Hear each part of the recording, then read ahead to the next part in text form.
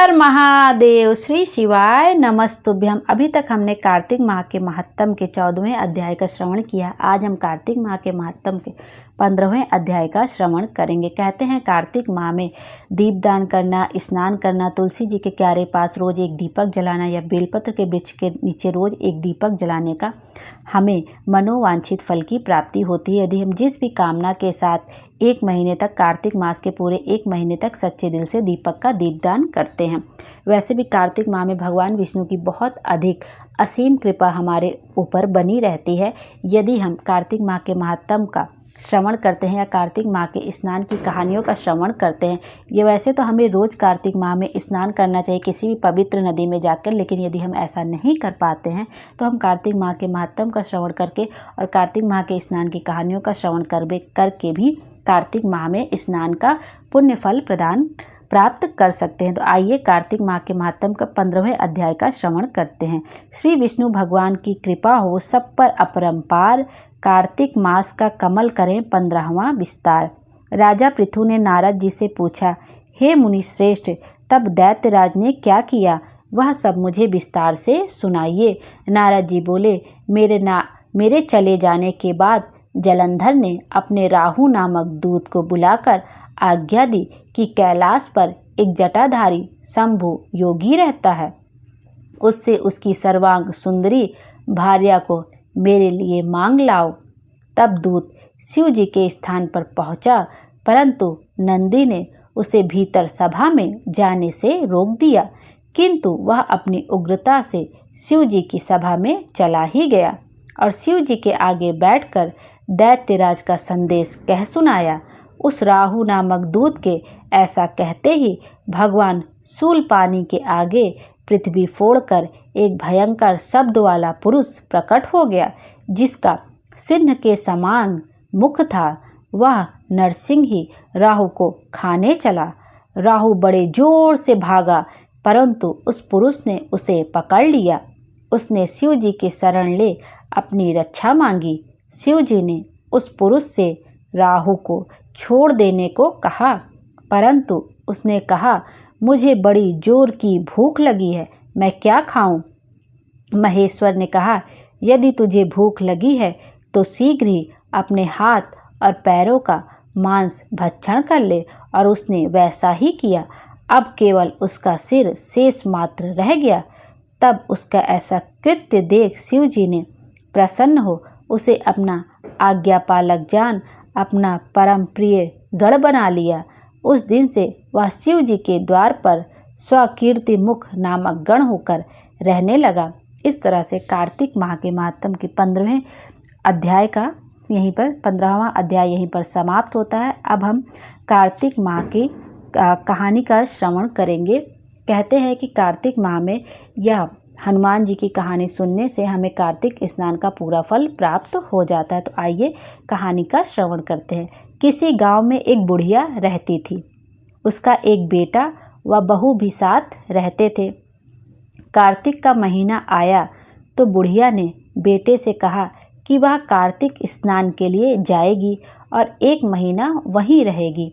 यह सुन उसके बेटे ने अपनी पत्नी से कहा कि माँ के लिए 30 लड्डू बनाकर दे दो, ताकि वह पूजा पाठ कर कुछ खा सके। बहू ने गुस्से में आकर 30 लड्डू बनाकर दे दिए। बुढ़िया नदी किनारे कार्तिक स्नान को गई और वहीं एक किनारे पर झोपड़ी बनाकर रहने लगी। बुढ़िया रोज सवेरे उठकर स्नान करती और जैसे ही 1 लड्डू निकालकर खाने लगती तो हनुमान जी बंदर के रूप में आते, तो बुढ़िया वह लड्डू खुशी खुशी बंदर को दे देती। इस तरह से कार्तिक का पूरा महीना बीत गया और सभी 30 लड्डू हनुमान जी बंदर के रूप में खा गए। कार्तिक का महीना समाप्त होने पर बुढ़िया वापस जाने को तैयार हुई तो हनुमान जी प्रकट हो गए। उन्होंने बुढ़िया की उस कुटिया की जगह पर एक आलीशान महल बनवा दिया। बुढ़िया का पूरा महल धन दौलत से भर गया। उसकी काया निरोगी हो गई। अन्न के भंडार से महल भर गया। इतना सब होने पर वह धूमधाम से अपने बेटे के पास गई। बुढ़िया को इतना धनी देखकर उसकी बहू ने मन में कहा कि अगले कार्तिक मैं भी अपनी माँ को कार्तिक स्नान के लिए भेजूंगी। और अगले कार्तिक आने पर उसने अपनी माँ को कार्तिक स्नान के लिए कहा। पूरे 30 लड्डू घी व बहुत सा मेवा डालकर अपनी माँ के लिए बनाकर दिए। माँ कार्तिक स्नान के लिए गई और जैसे ही सुबह सवेरे नहाकर लड्डू खाने लगती तो हनुमान जी बंदर का रूप धरकर उसके सामने बैठ जाते तो वह पत्थर मारकर उन्हें भगा देती और कहती कि इससे मेरा पेट ही नहीं भरा तो तुम्हें कैसे दूँ। उसका रोज का यही क्रम 30 दिन तक चलता रहा।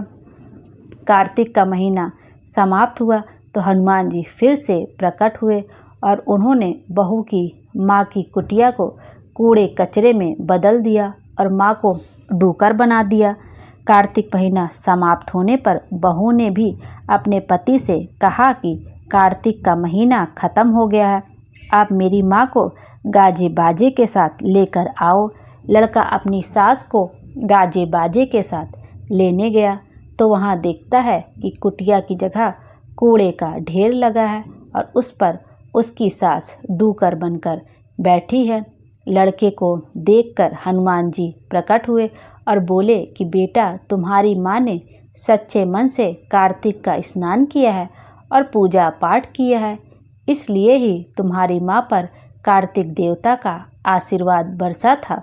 लेकिन तुम्हारी सास ने पापी मन से यह कार्य किया है और कार्तिक महीने में बेटी के घर का अन्न खाया है, इसलिए कार्तिक देवता इससे नाराज हुए हैं, जिससे यह डूकर बन गई। कहानी के बाद हाथ जोड़कर कहना चाहिए कि हे कार्तिक देवता, जैसे आप लड़के की माँ पर अपनी कृपा दृष्टि बरसाई है वैसे ही आप सभी पर बरसाना। जो कार्तिक मास के स्नान की इस कहानी को पढ़े उसका भंडार हमेशा बना रहे और जैसे बुढ़िया के घर में सब कुछ अन्न धन भर गया वैसे हमारे घर में भी हमेशा बना रहे। अब चलिए हम लोग तुलसी माता की आरती पढ़ लेते हैं, क्योंकि कार्तिक माह में तुलसी माता की आरती अवश्य ही सुननी चाहिए। यदि हम कार्तिक माह में रोज़ तुलसी माता के क्यारे के पास एक दीपक का दीपदान कर रहे हैं तो उसके बाद हमें साथ में तुलसी माता की आरती भी कहनी चाहिए। और हम तुलसी माता की आरती कहने से हमें मनोवांछित फल की प्राप्ति होती है। वैसे भी कार्तिक माह में भगवान विष्णु की बहुत अधिक कृपा रहती है और तुलसी माता की हमें आरती को जरूर श्रवण करना चाहिए। तुलसी महारानी नमो नमो, हरि की पटरानी नमो नमो, धन तुलसी पूर्ण तप कीनो, शालिग्राम बनी पटरानी, जाके पत्र मंजरी कोमल, श्रीपति कमल चरण लपटानी। तुलसी महारानी नमो नमो, हरि की पटरानी नमो नमो, धूप दीप नैवेद्य आरती, पुष्पन की वर्षा बरसानी, 56 भोग 36 व्यंजन, बिन तुलसी हरि एक न मानी।